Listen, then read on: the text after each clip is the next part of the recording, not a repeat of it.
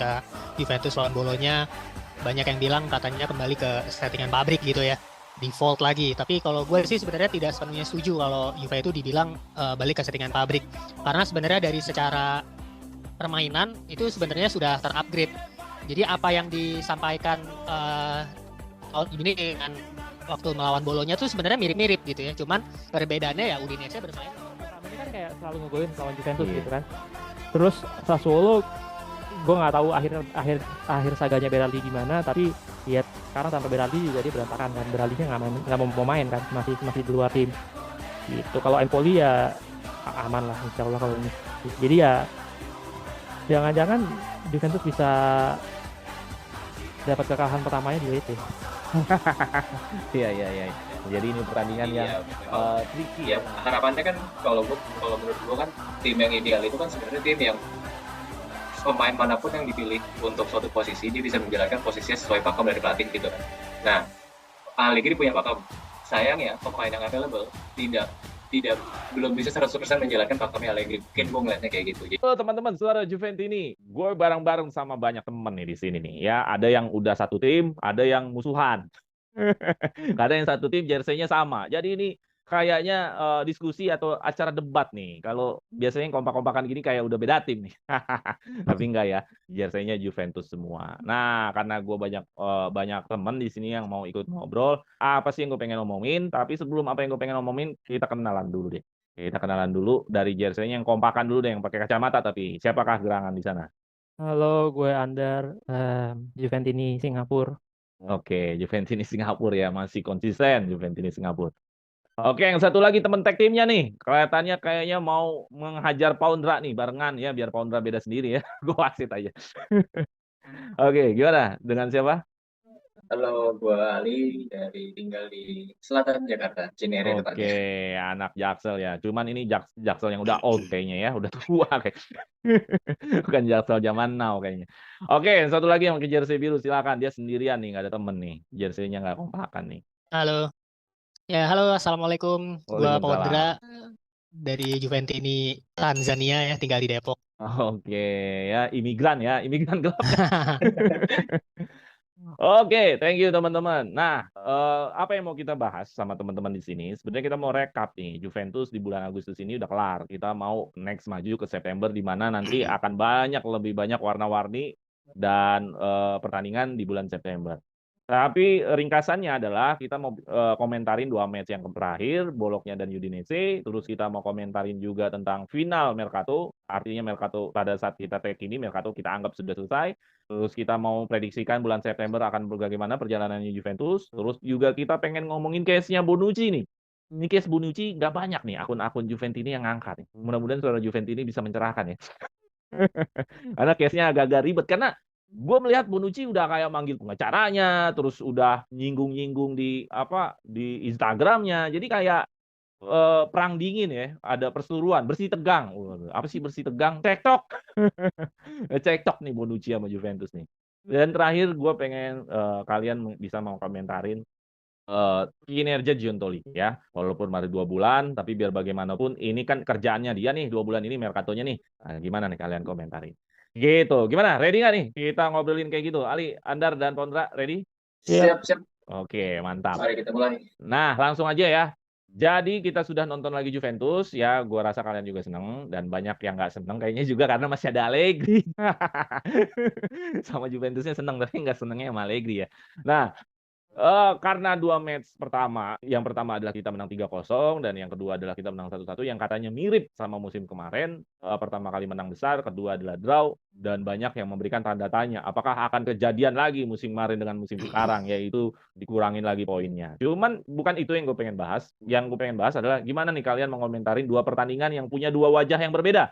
Waktu lawan Udinese, semua orang tepuk tangan, ngelihat kayaknya happy.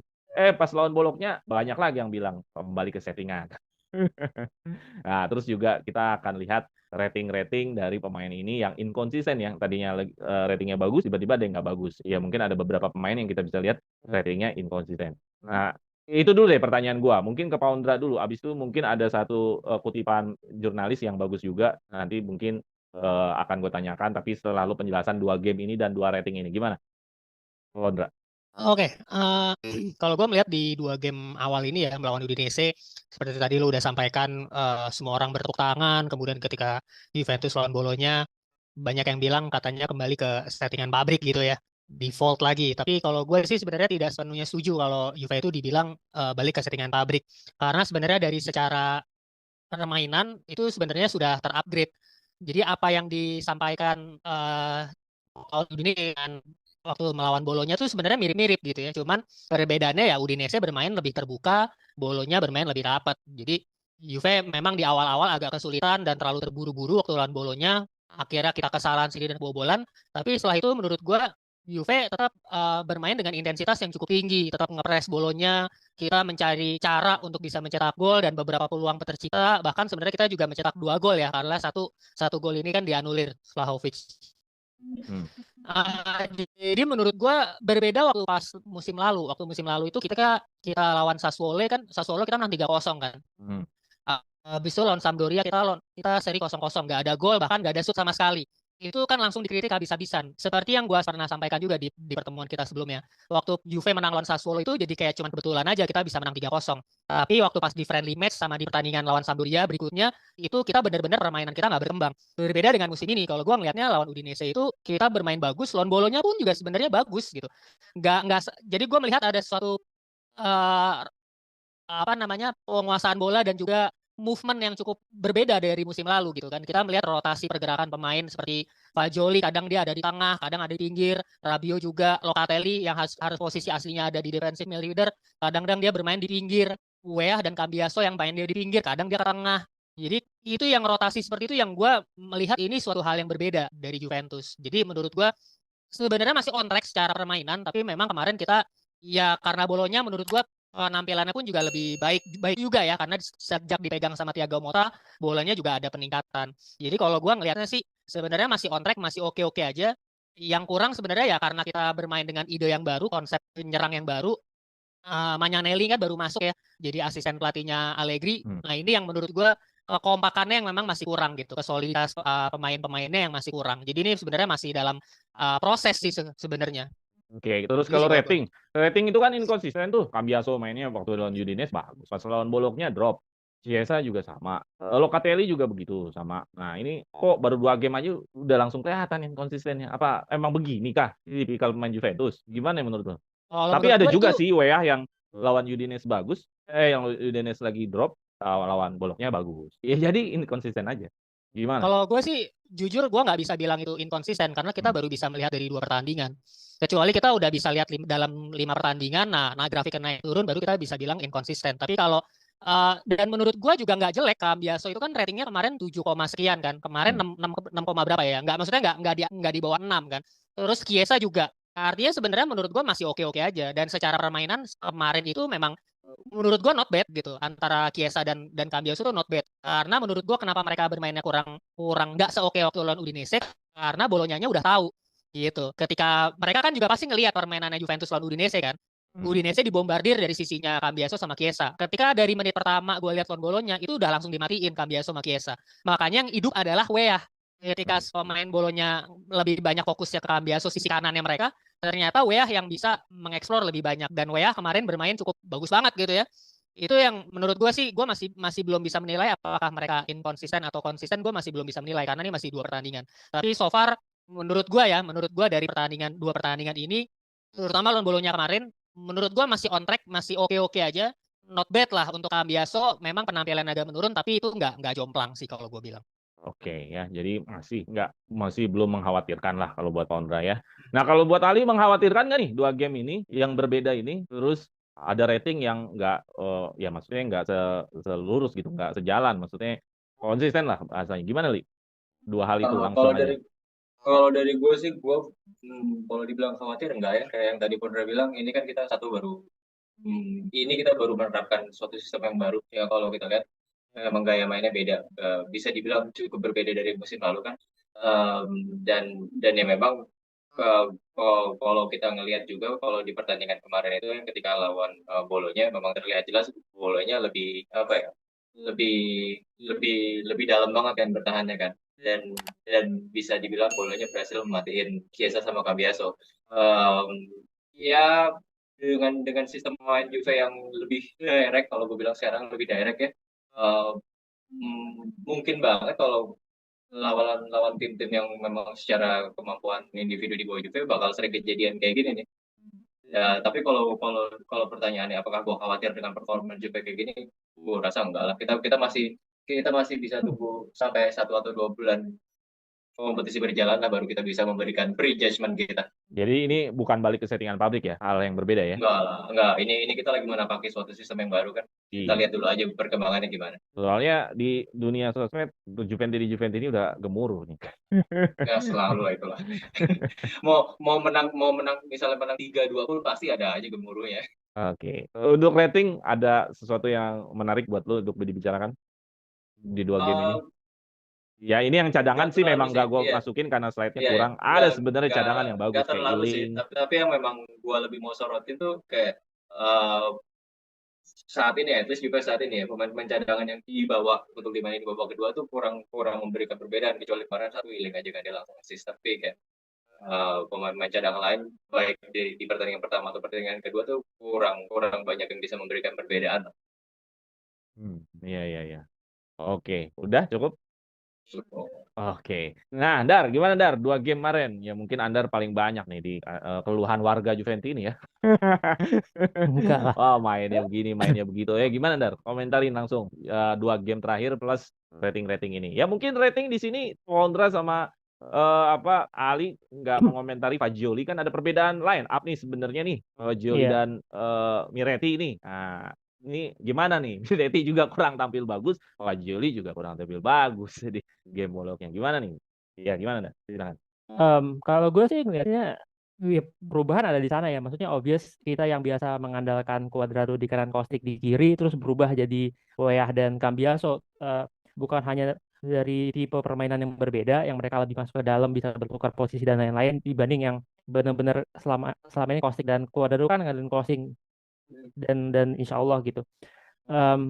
Ya ini perubahan yang positif sih buat Juventus, yang bisa jadi memang kalau kita nonton highlight aja itu nggak kelihatan. Jadi emang kemungkinan hal-hal kayak gini tuh baru kelihatan kalau lo nonton full match gitu. Kayak yang banyak banget menurut gue gitu. Kayak dia pengen nunjukin agak goceknya Maruk ya. Agak show off menurut gue, tapi di umurnya dia itu oke gitu. Itu emang umurnya dia gitu. Dan kita kan kalau dulu ngandelin Cuadrado yang udah matang terus bisa ngerti lah kapan sih penetrasi, dan itu coba juga sama Weah kemarin, dia masuk ke dalam long shot juga ada peluangnya satu yang kalau gol itu mantap banget gitu. Maksud gue ya hal-hal kayak gini akan kebentuk seiring waktu sih. Jadi emang dilihat dengan squad Juventus yang sekarang emang disuruh sabar gitu, dan memang pemain senior tetap perlu kita lihat. Juve Bologna sebenarnya faktor merubah perubahannya itu kan di Pogba ya. Walaupun Ili Junior yang kasih assist ke Vlahovic, tapi bola itu dari Pogba di tengahnya gitu. Jadi emang pemain kayak Pogba ini ya mau nggak mau memang pembeda. Nah, pembeda di Juventus ini kan biasanya kalau dulu tuh kita punya Cuadrado, kita punya Pogba. Kostic juga bisa dibilang pembeda, asisnya paling banyak itu musim lalu. Nah, sekarang kita kan berharapnya sama anak-anak muda nih, yang mereka sendiri menurut gue pasti ada groginya, main di Juventus Stadium juga pasti grogi banget gitu, main home. Jadi ya wajar sih, maksudnya game pertama di rumah terus lo main agak ngaco, grogi, ya wajar. Makanya disitulah pentingnya ada main-main senior yang bisa masuk di babak kedua gitu. Ya ini maksudnya grogi ini ditujukan Miretti apa umum atau sama Fagioli atau umum nih lu ngelihatnya? Mostly sih lo ya Kiesa masih muda, Vlahovic muda. Jadi lebih umum ya, umum ya. Maksudnya the whole ini tuh emang umum, dan ya dari muda-muda ini nanti kelihatan lah siapa yang bisa jadi leader di antara yang muda-muda ini, kan kita belum lihat. Vlahovic mungkin berubah musim ini, lebih ganas kelihatannya, lebih kelihatan gerintanya, bisa jadi leader ya, nggak tahu. Oke. Ada lagi? Itu aja sih dari gue. Jadi yang memang Juve-nya berubah banget gitu. Dari segi banyak hal gitu. Jadi ya kitanya harus berubah juga ngelihatnya, Point of view-nya berubah. Kita juga harus berubah ya. Oke, kitanya jadi masih adjust juga. Nggak ada yang bilang berarti ini sama ya. Netizen banyak yang bilang ini kayaknya balik lagi nih Allegri. Ya memang kalau cocok loginya lihat skor gitu-gitu ya memang sama kayak musim lalu persis banget gitu. Dapat 4 poin, ya cocok logi gitu ya jadi sama. Kan tergantung point of view, maka gue bilang point of view-nya penting. Kalau gua ngeliat ratingnya adalah kok bisanya gitu Miretti yang awal di line up drop poinnya, ratingnya jelek, terus diganti Fagioli, kirain mau bisa ngangkat di posisi itu, sama juga drop juga. Padahal ini yang dielu-elukan lah Fagioli dan Miretti, tapi masih belum sesuai harapan. Ya gue nggak tahu deh gimana. Ya mudah-mudahan di game-game selanjutnya sesuai dengan harapan. Oke, tapi gue pengen geser sedikit. Ada menarik nih, ada jurnalis yang memberikan tahu Allegri bahwa Allegri ini sering ganti formasi, bahkan sampai 110 perbedaan formasi semenjak dia gabung lagi sama Juventus. Nah, dari Anda dulu deh, dari belakang lu nih, dari Anda terakhir Mondra. Gimana lu mengomentari seorang jurnalis yang mencari tahu sampai sebegini jauh? Gue sadar sih Allegri memang suka ganti-ganti, tapi gue nggak ngitungin juga berapa kali ganti line up-nya. Apakah ini tanda Allegri ini masih belum menemukan formula atau memang Allegri-nya memang ya dia juga sendiri bingung? Nah, gimana Dar? Silakan. Gue rasa emang Juventus saya bingung ya masih. 110 formasi ini gue nggak tahu detail, tapi disclaimer-nya mungkin termasuk bukan hanya formasinya tapi pemain-pemainnya berbeda gitu. Ya, Dan berbeda. memang penyakitnya Juventus di beberapa musim belakangan kan availability, ya cedera, ya kartu, ya macam-macam lah. Jadi memang menurut gue ya ini fakta yang memang mesti dicari jalan keluarnya gitu. Jadi pemain kita banyak banget yang bermasalah gitu, pindah-pindah antara Juventus dan Medical sehingga membuat ini terjadi. Plus squadnya penuh, gendut menurut gue, gemuk gitu. Jadi memang Allegri itu somehow memang mengakomodir, dan itu kan yang memang di summer ini dicoba cari solusinya gimana caranya Juventus itu tidak segemuk di musim-musim sebelumnya gitu. Dan iya itu menurut gue cedera, squad yang gemuk, kemudian faktor-faktor mental juga dan lain-lain ini mempengaruhi si 110 different formation yang dianggap ini sih, menurut gue itu sih. Oke, jadi ada faktor-faktor cedera dan segala macamnya itu ya. Nah, kalau dari Ali gimana, Li? Mengenai ya hal-hal seperti ini nih, yang bawa Allegri kayaknya nggak nemuin pakem apa gimana, Li? Menurut lu gimana, Li? Kalau menurut gue sih bukannya lagi nggak ada pakem ya. Kalau yang gue lihat memang dari musim kemarin itu sebenarnya pakemnya sudah ada, tapi balik lagi memang kayak seperti yang tadi Anda bilang, availability-nya nggak ada. Jadi ya memang ya harapannya kan kalau menurut gue kan tim yang ideal itu kan sebenarnya tim yang pemain manapun yang dipilih untuk suatu posisi dia bisa menjalankan posisinya sesuai pakem dari pelatih gitu kan. Nah, Allegri punya pakem. Sayangnya pemain yang available belum bisa 100% menjalankan pakemnya Allegri. Mungkin gue ngeliatnya kayak gitu. Jadi ya nggak bisa dipungkiri hasilnya nggak maksimal gitu. Memang hal paling mencoloknya itu ya availability timnya ini. Jadi don't change the winning team, orang-orang kan suka bilang kayak gitu. Ya kita aja nggak ada winning team gitu yang 100%. Oke, kalau ini dipilih main enak gitu aja kan nggak ada. Orang dulu bilang asik nih ada Di Maria, ada Pogba. Sebenarnya musim kemarin sempat ada the winning team yang kita menang cuma 1-0 yang tanpa kebobolan, dibantai langsung sama Napoli. Pusing lagi. Iya kan, pusing lagi kan. Ya, kalau dari gue sih intinya sih availability timnya tidak memungkinkan untuk at least musim lalu ya, kita belum bisa judge musim ini ya.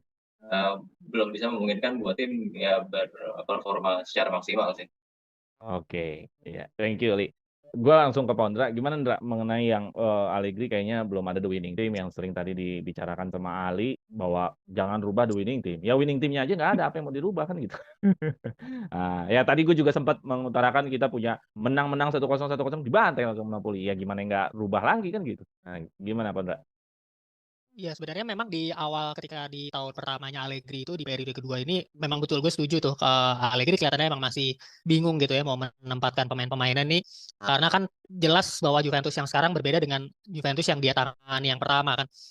Pemainnya banyak yang tidak sesuai dengan maunya dia. Jadi mungkin wajar kalau dia masih bongkar pasang lah.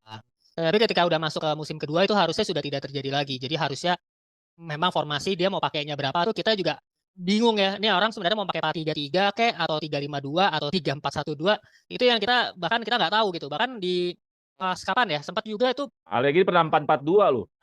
Iya, pernah 4-4. Jadi semua formasi kayak pernah dicoba semua gitu sama dia. Nah, ini ya gue juga pernah mengkritik itu ya. Jadi di Twitter gue pernah bilang kayak lu kayak nggak punya pakem formasi yang jelas gitu. Tapi sebenarnya mulai masuk di akhir musim lalu sampai sekarang itu kan 3-5-2 sebenarnya ya. Allegri sudah menentukan sebenarnya.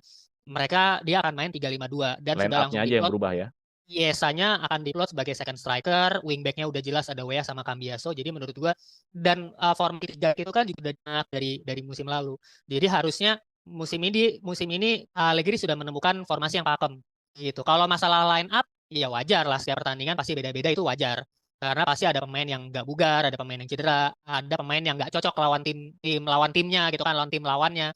Ada pemain yang eh, ya macam-macam lah ininya apa alasannya. Jadi kalau kalau gue lihatnya lebih ke masalah formasi ya, bukan masalah the winning team. Jadi kalau formasinya udah dapat 3-5-2, nah barulah dari situ kita bisa dapat winning teamnya. Kalau ini kan setelah dalam 2 pertandingan kan sebenarnya hanya Pak Joli ya yang masuk menggantikan Miretti. Sisanya kan semua hampir sama tuh. Kanan kirinya backnya 3 tetap make Alexandro gitu. Padahal udah banyak yang kritik pakainya Gatti dong, tapi tetap yang dipakai Alexandro. Mungkin itu yang lagi dicoba sama Allegri mengenai konsistensi winning team itu ya. Kalau nggak salah tuh Sandro dipakai karena dia bisa kaki kiri. Pernah ada Allegri bilang gitu. Harusnya Danilo bisa di posisinya Sandro kan. Danilo juga apa bisa main kanan kiri kan. Tapi Gitu ya. entahlah. Iya, iya, iya, iya. Oke ya, jadi mudah-mudahan dari informasi tentang jurnalis ini yang bilang gonta-ganti line up atau formasi, mudah-mudahan ini udah ketemu pakemnya ya. Supaya kalau kata Ali, ya winning teamnya nggak ada. Apa yang mau dirubah? Jadi mudah-mudahan ketemu nih winning teamnya. Nah, kita cukupi aja mengenai rekap kita tentang match Serie A. Jadi kita baru dapat 4 poin. Ya memang baru 2 game, 2 giornata. Tapi ya agak sayang sih ya. Di home dapat 1 poin. Tapi ya udahlah, kita udah lewat juga. Nanti kita bicara apa yang akan terjadi di September. Tapi sebelum kita berjadi di September, ya akhirnya kita udah selesai juga nih ngomongin Mercato nih. Mercato udah selesai. Ya teman-teman, kita tayang ini memang Mercato belum selesai ya. Cuman pas tayang ini bisa gue pastikan Mercato sudah selesai. Jadi kita mengomentari apa yang sudah final di saat kita mengambil tag ini. Ya kebanyakan adalah yang cabut. Tapi yang cabut kebanyakan adalah yang di loan. Yang benar-benar kejual hanya Zakaria di musim ini. Adapun kalau Veski sebenarnya sudah di loan sebelumnya terus dibayarinnya sekarang. Sama Dragusin yang benar-benar dibayarin. Sisanya kebanyakan loan semua, termasuk anak-anak muda nih dari Ake, Gori, Enzo, Gonzales, Facundo yang paling terbaru yang baru nyampe di Juventus, Rabota, Soli, dan terakhir adalah Caio George. Nah, terus untuk kedatangan yang kita semua tahu hanyalah Weah, tapi ini adalah pay letternya Juve nih, bayarin Locatelli, Kean, dan milik sama Gonzales ya, Valencia bek murah. Nah, gimana Andar nih? Ya kan Andar paling sering nih ngomongin Mercato nih. Kita udah final, apa yang bisa dikomentarin dari kedatangan dan kepergian dari pemain-pemain ini yang banyaknya loan? Apakah ini sudah jadi strateginya Juventus? Bermanfaatkah buat Juventus Mercato seperti ini atau seperti apa yang lo lihat? Iya, gue lihat sih gini ya, Juventus musim ini cuma main di satu setengah kompetisi lah, karena Coppa Italia itu kita udah setengah jalan. Artinya dengan main seminggu sekali lo butuh tim yang nggak banyak-banyak banget gitu. Maksudnya bench yang lo bisa siapin buat main juga terbatas, waktu yang bisa disiapin sama pelatih terbatas gitu. Sehingga memang ketika kita melihat di awal summer, Juventus ini punya 40-45 pemain gitu di list pemainnya. Makanya yang pertama kali Juventus harus lakukan ya memang bukan belanja, tapi ngejual, gimana caranya ngejual si pemain ini yang akhirnya kesampaian nih. Per hari ini kita mungkin punya sekitar cuma 24 pemain lah, yang menurut gue itu pun 24 masih kebanyakan gitu kalau mau buat satu satu kompetisi doang gitu. Yang nggak semuanya bisa lo bawa nih dalam satu pertandingan away, tetap bakal ada yang lo tinggal gitu, nggak bisa semuanya lo bawa. Nah, ini kan sebenarnya masalah. Kebanyakan pemain itu masalah buat pelatih pasti. Gimana caranya pelatih kayak, oh lo tinggal diturunin, yang ini gue bawa ke Milan, yang ini main, yang ini enggak. Itu kan isu yang nyusahin gitu. Jadi menurut gue ya Mercato ini memang sudah seirama dengan harapan itu, bahwa yang keluar yang pemain yang diutamakan adalah keluar. Gimana caranya? Apakah kalau bisa menghasilkan uang, alhamdulillah. Nggak bisa, minimal loan out gitu. Dan secara menghasilkan uang juga not bad gitu. Dari segi yang uang yang langsung masuk juga sekitar 70 juta, plus yang kalau misalnya benar-benar diambil yang syaratnya ringan lah gitu, kayak misalnya Pellegrini sama Rovella itu kan syaratnya ringan tuh, nggak terlalu berat untuk ditebus, bisa nambah sekitar hampir 100 juta lah. Jadi Juventus dapat 100 juta di summer ini, menurut gue It's a very good thing gitu. Timnya hilang setengah, duit 100 juta, oke lah gitu. Jadi Terus Mercato seperti ini bermanfaat ya buat Juventus ya. bermanfaat tanpa mesti mengorbankan Chiesa dan Vlahovic. Yang dari awal kita omongin kan, ini Juventus mesti cari duit banget nih gitu-gitu. Paling gampang nih buang Chiesa sama Vlahovic, selesai nih 100 juta. Udah tuntas urusan, target tercapai kan. Ini enggak. Kita bisa bisa cari cara mempertahankan dua main itu dengan membuang-buang pemain lain yang ya inilah, kita punya 24 tim yang 24 orang yang siap bertarung buat Juventus di musim ini. Iya ya. Dan ada yang selamat ya. Tahu nggak yang selamat siapa? Yang tadinya dari awal Mercato nih bakalan cabut. McKennie. McKennie. Tukar nyawa sama Rovella. Kita sempat bikin video. Rovella ini untouchable. Iya benar. Iya kan? Tukar nyawa dia. Coba malah McKennie gameplay. Iya. Tukar nyawa. Tukar nyawa. Iya. Iya memang. Ya Zakaria sesuai target dijual. Makanya. Arthur Melo setengah ya kan harusnya Ya, dijual itu. Harusnya ya, dijual. Lumayan lah. Alhamdulillah main bagus lagi di Fiorentina. Jadi ya bakalan bisa dibayarin lah ya. Makanya assist dan main dan sehat gitu. Yang utamanya kan sehat. Iya. Oke. Jadi kalau buat gue sih ya Mercato yang cukup memuaskan gue sih. Oh, cukup memuaskan ya. Oke, langsung ke Pondra. Gimana Ndra? Mercato Ndra. Ya mungkin dari rival kedatangan hanya WA. Lu sebagai fans gimana nih? Cukup nggak WA doang? Atau sebenarnya nambah lagi? Ya ada sih yang datang Facundo Gonzalez langsung sekolah. Ya gimana nih? Ya termasuk yang kepergian juga silakan dikomentari. Gimana? Oke. Gue bahas yang out dulu ya, yang positifnya dulu nih. Kalau yang out sih, gue menilai kinerja transfer ini cukup baik ya. Jadi gue setuju juga sama Andar tadi udah dijelasin mengenai pemasukan uangnya. Kemudian dari bagaimana kita bisa menyisihkan ya, apa sih bahasanya biar enaknya?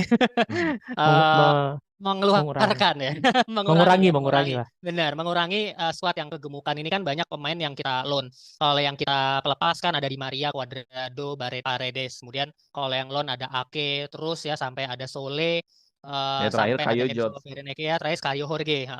Nah ini kan sebenarnya yang waktu itu udah pernah kita sampein juga. PR-nya kita kan memang ada di ngeluarin pemainnya ini. Ternyata ini juga sampai detik akhir ternyata banyak pemain yang cukup keluar. Cuman sayangnya gue masih agak kurang puas karena ya itu tadi ya, kita harusnya tuh McKennie yang harusnya masih ada satu lagi yang harusnya keluar. Jadi antara Miretti, Nicolosi Caviglia dan McKennie ini menurut gue harus ada dua pemain dari 3 pemain ini tuh harusnya bisa keluar ya. McKennie keluar, antara Miretti atau Nicolosi ini harusnya juga ada yang keluar, dipinjemin lah harusnya.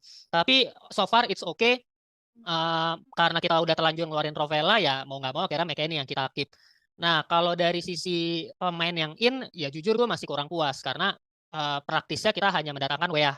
Sementara Cambiaso kan sebenarnya balik dari pinjaman dan kebetulan aja mainnya bagus ketika pas di friendly match. Jadi cukup meyakinkan Allegri. Malah sebenarnya waktu itu gue sempat agak khawatir Cambiaso tuh nggak bertahan. Tapi alhamdulillah dia bisa meyakinkan dan dalam 2 pertandingan awal WA dan Cambiaso cukup signifikan buat Juventus dan jadi starter kan langsung. Tapi sebenarnya basically secara jumlah squad itu kan kita masih butuh pemain-pemain yang berpengalaman. Jadi kayak musim lalu kita keluar Cuadrado sisi kanan, kemudian masuk udah ada gantinya langsung WA ya. Kemudian gelandang bertahan Paredes keluar, nah kita nggak ada gantinya gitu. Jadi Locatelli ini sekarang satu-satunya gelandang bertahan kita nih. Kan Rovellanya cabut. Gantinya McKennie gitu kan. McKennie kan bukan gelandang bertahan. Jadi menurut gua paling Fagioli di hybrid. Ya kemungkinan Fagioli yang akan mengisi gelandang bertahan situ atau Nicolosi gitu. Tapi Nicolosi ini kan sama Fagioli kurang gua menilai masih belum kompeten ya, masih belum berpengalaman. Karena yang sebenarnya kita butuhkan tuh gelandang yang cukup berpengalaman gitu. Minimal usia 24-25 tahun lah. Terus di sisi kanan Di Maria cabut, ini nggak ada gantinya juga gitu. Tadinya gue pikir Berardi bakal masuk. Ternyata Sassuolo jual mahal kan. Nggak mau lebih, maunya minta harga 40, sementara Juve maunya harga 20. Ya ketika kita keluar Di Maria dan nggak ada gantinya ya makanya di situ menurut gue ini kita jadi kurang sebenarnya secara tim. Artinya kalau misalnya kita mau main 4-3-3 nih si Allegri, ya kita nggak punya sayap kanan gitu kecuali ya mau kita naikin ke atas. Itu yang gue menilai menurut gue kita masih agak kurang 1-2 pemain yang berpengalaman. Berarti 3-5-2 nih kayaknya sampai akhir musim nih. Ya kemungkinan besar ya. Tapi ya melihat kita juga hanya bermain di 2 kompetisi. Jadi menurut gue hanya main seminggu sekali. Harusnya kita bisa sih mempertahankan skema ini. Oke, cukup ya berarti ya. Oke. Nah, dari Ali gimana Li mengenai lu puas dengan kita nih Mercato kita nih sibuk banget outnya, tapi ya sepi-sepi aja untuk Iya, yang kalau kedatangan. Gimana Li? kalau gue menilai puas atau enggaknya itu kan berdasarkan kondisi existingnya klub. Kan bisa kita lihat kalau sebenarnya Juve itu sekarang sedang tidak dalam kondisi yang seksi gitu loh. Hmm. Beban gajinya tinggi, terus musim ini kita nggak main di kompetisi kontinental kan, bahkan deal-dealan sama UEFA kemarin jadi nggak main di Conference League kan, otomatis squad gebuk cuma main di 1,5 kompetisi tadi ya memang objektif awal kita memang harusnya kan ngeluarin pemain. Nah untuk keluarin pemain dan at the same time juga nurunin beban gaji kan. Iya. Nah kalau dari kondisi awal seperti itu sih, gue sepertinya cukup puas ya dengan Mercato kita. At least memang masih ada satu dua yang mengganjal kayak menurut gue Rovella dikeluarin itu dengan ya sementara McKennie masih di tim itu kan kayak ada ganjel karena kita tahu Rovella bisa banget main di posisi nomor 6 buat cadangan Locatelli kan. Itu namanya Ya, itu Li, orang jago kalah sama orang hoki. orang dalam kali. Iya, lu mau sejago apapun kalau lu nggak hoki ya nggak hoki aja. Iya, tapi menurut gua dengan Mercato yang sekarang, di mana kita juga bisa nurunin beban gaji sampai 80-an kalau nggak salah ya. Ya, bisa lah untuk gua nggak bilang buat juara, tapi at least challenging buat 4 besar di Serie A masih masuk akal dengan Mercato seperti ini. Oke, ya. Jadi ada potensi bahwa ini kalau kedatangan lu belum komentarin? Kedatangan ya, dan again, Nggak perlu ada komentarin. ya enggak ya lagi tidak seksi gitu mau siapa yang tertarik datang ke Juve sekarang kan paling kan jatuhnya ya memang kita mengandalkan scouting internal aja kan buat nambal lubang yang ditinggalkan sama pemain-pemain yang pergi kayak Conrado kita bisa dapat WA Iya, di oke. kiri kita bisa dapat kedatangan kembali Cambiaso ya so far kalau gue diminta kasih nilai skala 1 sampai 10 6,5 Oke. itu udah optimis Rata-rata ya, rata-rata ya. itu udah optimis Rata-rata dong. iya dengan kondisi juga sekarang. Kalau raport yang penting nggak merah aja itu mah. Nah iya udah kuning. Oke, Dar, gue pengen nanya deh. Dari semua loan yang ada di sini, yang wajib dibeli ada nggak sih dari klub-klub itu atau semuanya balik ke Juve semua nih? Kalau Rovella wajib dibeli ya? Pokoknya yang punya klausul wajib enggak sih. Option semuanya option sih. Oh, semuanya Tahu cuma gua option ya. Berarti ini bisa balik semua dong ke Juve. Tapi optionnya ringan kayak Rovella. Setahu gue kayak Rovella, Pellegrini itu ringan banget. Optionnya tuh syaratnya cuma Lazio posisi berapa atau apa gitu. Pokoknya ringan banget lah. Terus kayak Melo tuh juga ringan tahu gue. Terus ada The Winter Genoa itu kayaknya asal bertahan di Serie A udah pasti wajib gitu. Iya. Pokoknya yang dry itu cuma yang muda-muda. Kayak Ya, George artinya yang muda-muda ini Prabot aman lah. intinya balik semua ke Juve gitu Balik ya. semua. Balik semua.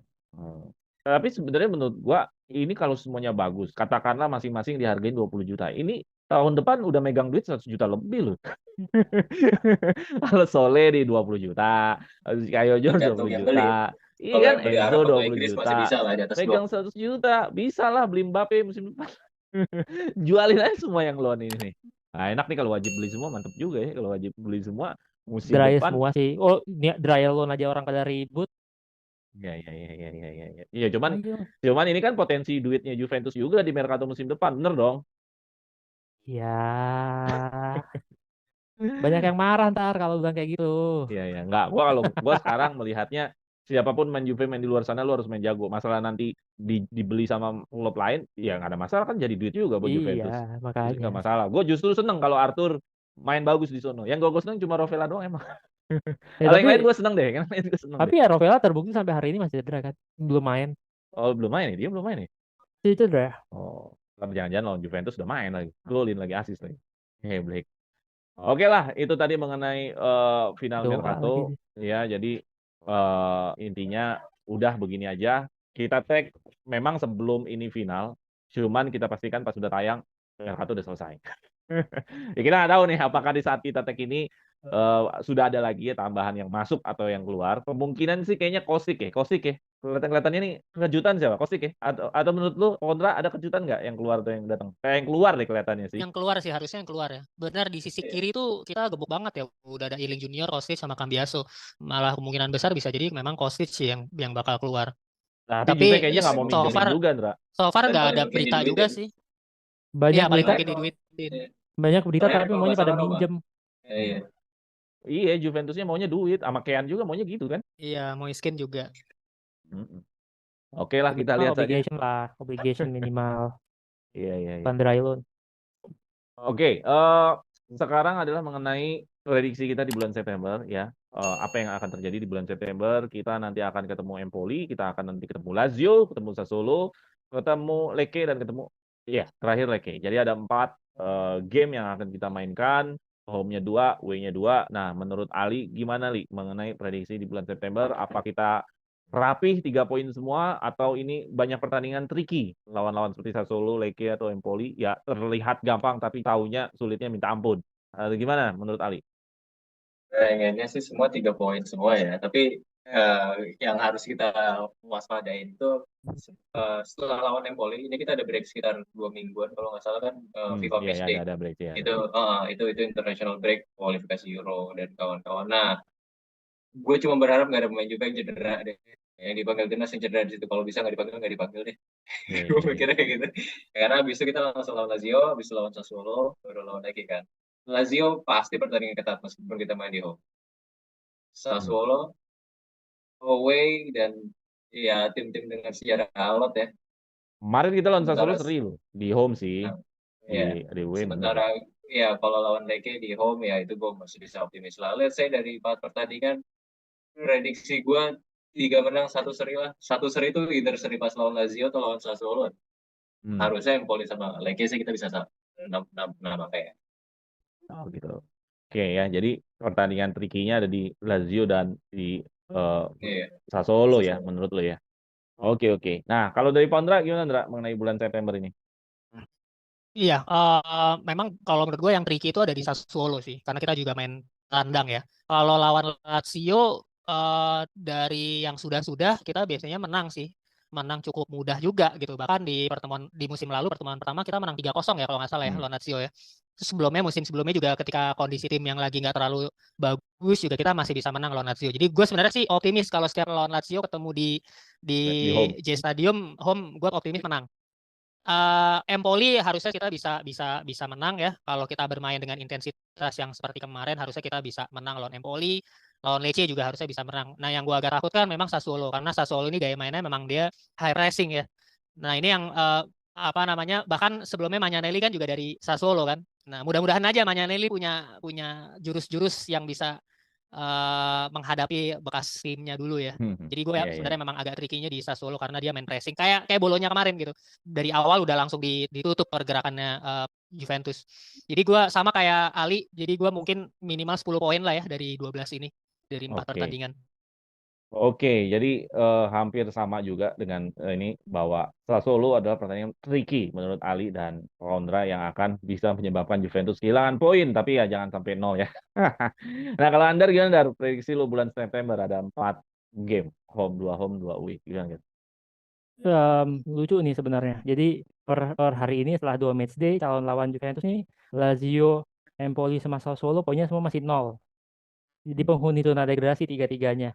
Jadi ya kayaknya sih bisa lah sama 3 ini Juventus bisa menang. Justru gue agak khawatir sama Lecce sih sebenarnya. Maksudnya Lecce di 2 pertandingan ini, Lecce itu sama Juventus poinnya sama 4. 2 kali main, 1 kali menang, 1 kali seri. Dan menang sama serinya tuh dua-duanya comeback gitu. Yang menangnya juga ketinggalan 1-0 terus dia ngejar 2-1. Yang kemarin yang terakhir lawan Lecce lawan Fiorentina malah juga gitu benar-benar sampai titik penghabisan tuh akhirnya ngejar 2 sama gitu. Jadi tim-tim yang gerintanya gini-gini nih yang biasanya nyusahin Juve menurut gua. Justru jadi lu agak tricky-nya di Lecce lebih ya? khawatir di Lecce gitu dibanding Lazio, Empoli, Sassuolo karena menurut gue Lazio sekarang berantakan sih. Maksudnya tanpa SMS Iya gitu, bener. itu merubah banget. Karena kan selama ini kayak Immobile nggak gacor lagi, nggak ada mobilnya nggak gacor, terus SMS juga selama ini kan kayak selalu ngegoin lawan Juventus gitu Iya. kan. Terus Sassuolo, gue nggak tahu akhir akhir akhir saganya Berardi gimana, tapi lihat sekarang tanpa Berardi juga dia berantakan kan. Berardinya nggak mau main kan, masih di luar tim gitu. Kalau Empoli ya aman lah insya Allah kalau ini. Jadi ya jangan-jangan Juventus bisa dapat kekalahan pertamanya di Lecce. Iya, iya, iya. Jadi ini pertandingan yang tricky ya melawan Leke ya. Jadi Tricky. seolah-olah kayaknya di mata, ya pasti di mata semua orang lah, jurnalis apalah itu, Hmm. mana ada sih yang belain Leke, bener nggak? Kecuali Tapi ya mungkin makanya gue lihat rival. musim ini sih ya, maksudnya so far dari 2 pertandingan mereka yang paling punya itulah fight fight yang kayak gitu, kayak Bolonya kemarin kan sebenarnya kayak gitu juga kan. Mereka di awal tuh bener-bener kita tuh dikunci sampai mati gaya kan sebenarnya. Belum lagi satu faktornya awal-awal emosi Kiesa itu kan juga yang dia kayak digebukin di kotak penalti yang terus nggak dikasih apa-apa itu kan. Iya, iya, Itu iya. yang menurut gue juga awal membuat frustasinya Juventus gitu. Nah, anak-anak muda ini ngelawan tim yang bikin frustasi inilah sebenarnya cobaan terbesarnya, bisa bisa justru ngedrop apa jadi pinter gitu kan. Oke. Iya, iya, Itu iya. sih Nah, ada kalau gue. cobaan eksternal juga, Dar. Cobaan eksternalnya itu bukan kasus lah, tapi ya kasus juga wasit. Nah, ini kemarin kasus banget di lawan Bologna. Kemarin harusnya kita dapat penalti, malah nggak dapat penalti. Nah, kalau lu, Dar, gimana menyikapi wasit Serie A yang masih terlihat seperti nggak profesional, gimana, Dar? Gue sih sama seperti Juventus ya. Juventus tuh nggak pernah ngomenin wasit sih menurut gue. Maksudnya Jadi nggak peduli iya lah ya. ya nggak peduli lah. Apapun hasilnya, penting di Apapun lapangan hasilnya aja di udah gitu ya. lapangan aja, sul campo aja. Tapi menurut gue em, tapi ya itulah, jadi pemain Juventus sama jadi pemain tim lain itu akan beda gitu. Itulah yang harus dirasain sama Cambiaso, sama Chiesa, sama Vlahovic gitu. Yang lo main di Fiorentina sama di Juventus beda gitu. Oke, oke. Ya, tekanannya berbeda, sorotannya Betul. berbeda.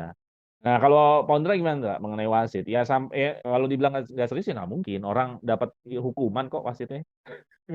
Gimana, Ndra? Iya, sama sih gua kayak Andar ya. Kita nggak perlu komentarin soal wasit. Kalau menurut gua itu kesalahan-kesalahan yang nggak terlalu fatal lah. Kecuali waktu pas kesalahan lawan Salernitana musim lalu ya. Udah Oh, jelas-jelas kalau yang gol. penalti itu, yang kena hand nggak fatal menurut lo ya? Itu Yang hanya masalah inkonsistensi aja sih. Ada beberapa yang wasit bilang itu handsball, ada yang bilang itu nggak handsball. Jadi itu sebenarnya subjektivitas wasit. Jadi menurut gue itu bukan sebuah kesalahan gitu. Betul, Tergantung betul. bagaimana lo wasit memaknai kondisi itu. Kayak karena paling pelanggarannya si banyak diangkat Juventini kan yang kasus itu kan?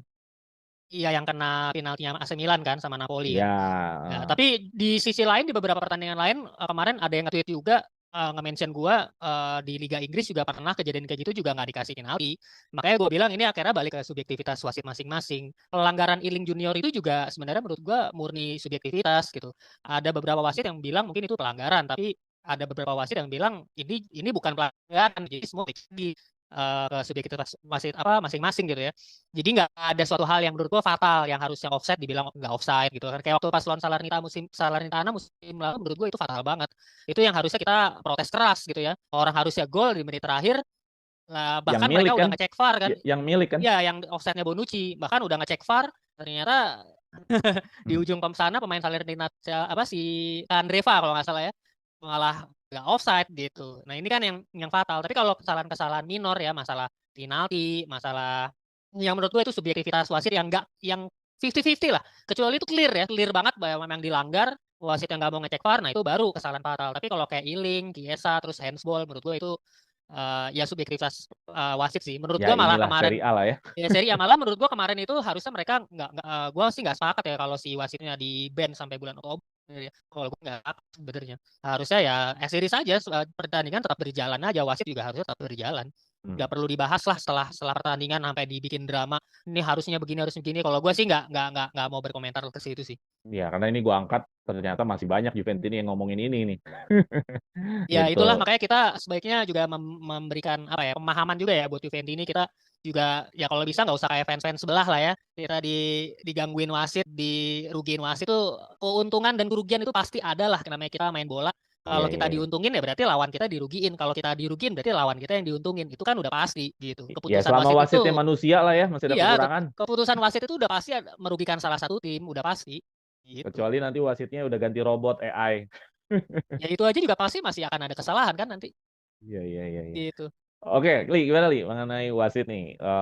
Ada prediksi nggak buat lo kalau wasit ya bakal begini aja lah Serie A atau seperti apa Li? Iya, kalau menurut gue sih nggak usah diperpanjang lagi ya. Kayak yang tadi Konra bilang juga salah. Apa ya, judgement wasit yang dinilai setelah pertandingan itu kan juga sebenarnya sifatnya masih ya, subjektif dan bukan mutlak error gitu loh. Tapi gue rasa kayaknya sih akan lebih bagus kalau kalau misalnya ada kayak semacam transparansi gitu, kayak kalau nggak salah udah mulai dari musim lalu di Liga Prancis sama di Piala Dunia Wanita yang kemarin itu headpiece-nya wasit ketika ngambil keputusan lewat VAR dan itu ditayangin di speaker stadium. Iya, iya. Jadi Nah kayak itu bagus ketika juga habis tuh. ya kayak gue sering banget tuh ngeliat di Piala Dunia Wanita kemarin, after VAR review players number bla bla bla, shown is going to be shown a red card. Jadi ketahuan alasannya itu apa gitu. Iya, iya, bagus itu bagus. Memang tidak bisa menghilangkan 100% kontroversinya, tapi itu ada apa ya? Ya Ada kayak perbaikan semacam lah, transparansi perbaikan. gitu lah dalam pengambilan keputusannya. Itu aja. Kalau masalah wasit bikin salah kayak selama apa decision maker masih si wasit pasti bakal ada kesalahan yang bakal Iya. dijudge sama orang. Jadi nggak usah diperpanjang lagi kalau menurut gue sih. Oke, oke. Gue setuju tuh tadi Ali bilang ya. Memang kalau misalnya kita bisa dengar apa kata wasit itu sebenarnya akan lebih menarik lagi. Jadi reason kenapa kemarin Iling nggak dikasih pelanggaran. Pasti kan wasit akan melihat kecuali dia apa galau ya. Itu kan dari situ kita melihat ketidaktegasan dia. Tapi kalau dia tegas bahwa bilang itu it's not fall dengan alasan 1, 2, 3 gitu ya, ya sebenarnya itu bisa diterima gitu. Karena selama ini kan kita nggak menerima karena kita nggak dapat alasan dari wasit kenapa wasit nggak ngasih pelanggaran. Itu yang sebenarnya fans dan wartawan itu kan bertanya-tanya Iya. gitu. Kita cuma bisa ngeliat gerak bahasa Gerak tubuh iya, gerak gerak bibir bahasa aja kan. tubuh. Terus kita juga ngeliat kan dari replay. Kalau wasit kan kondisi di lapangan, hakim garis ngangkat cepat itu kan lo ngelihat offset itu cepat lo ya kan. Ketika kita lihat replay baru kelihatan, oh tangannya, oh VAR lihat gitu kan. Karena Case VAR yang itu lain. posisinya alat bantu wasit, bukan sejajar dengan wasit. Jadi VAR itu tidak bisa ngingetin wasit kecuali maksudnya gini, wasit lah yang meminta VAR. Ini dicek dong gitu. Jadi bukan VAR yang ngingetin, coba kamu cek nggak gitu. Jadi Iya. dia option buat wasit, pilihan buat wasit. Gue kalau ada pelanggaran pakai alat bantu gitu. VAR. Dan satu lagi sebenarnya yang bikin kenapa sampai kemudian wasitnya kena suspend dan rame ini sebenarnya karena kan ada hubungannya sama viewers nih. Jadi kalau data dari DAZN ya, yang apa hak siarnya di Serie A itu match di 2 kemarin pertandingan paling banyak ditonton tuh Juventus 897.000 penonton viewersnya, dibandingkan misalnya pertandingan yang tadi Honda sebut misalnya Milan tuh cuma 301.000. Jadi exposure terhadap kejadian itu tuh lebih kecil. Juventus tuh 3 kali lipat lebih besar. Kemudian kayak misalnya Napoli Sassuolo juga cuma 400.000 gitu. Jadi yang ngelihat di TV berulang-ulang itu kan jauh lebih sedikit gitu. Sehingga Makanya atau keangkat lah ya. makanya keangkat, otomatis kan orang yang nonton minimal Iya. pasti nge-tweet ataupun nge-post di Instagram dan lain-lain kan. Karena mereka nonton di streaming gitu. Itu streaming yang terdaftar aja Juventus tuh segitu gitu. Paling banyak di Serie A. Di bawah Juventus ada Inter Cagliari itu cuma 830-an. Jadi Juventus tuh beda 70.000 penonton. Tetap Iya. paling banyak Juventus. Yang kayak gini-gini menurut gue jadi heboh gitu karena ya Iya. yang nonton banyak. Yang ngedit banyak, apalagi ngeditnya sampingnya Banyak. kejadian Napoli Milan tuh. Iya, sedangkan orang-orang kan nggak nonton tuh Napoli pertandingannya kayak gimana, Milan kayak gimana. Jadi ya begitulah maksudnya ya udah, makanya kalau Juventus ngomongin wasit itu emang nggak pernah sih dalam sejarahnya itu kita cuek sih, emang Campo banget lah. Oke, oke, oke. Oke lah. Teman-teman itu tadi rekap kita di bulan Agustus beserta prediksi kita di bulan September. Kita masih punya lagi 2 materi yang menarik. Cuman kita mau bikin part 2. Karena takutnya kalau kita habisin bisa nggak pergi-pergi kita beranjak dari sini. Jadi kita nanti akan lanjut di part 2 ya. Jadi untuk part 1 ini kita tutup dulu sampai di prediksi bulan September ya. Vino Alavine nanti akan ketemu lagi di part 2 bersama Ali, bersama Andar dan bersama Fonda. Vino Alavine, Forza Forza Juve. Juve.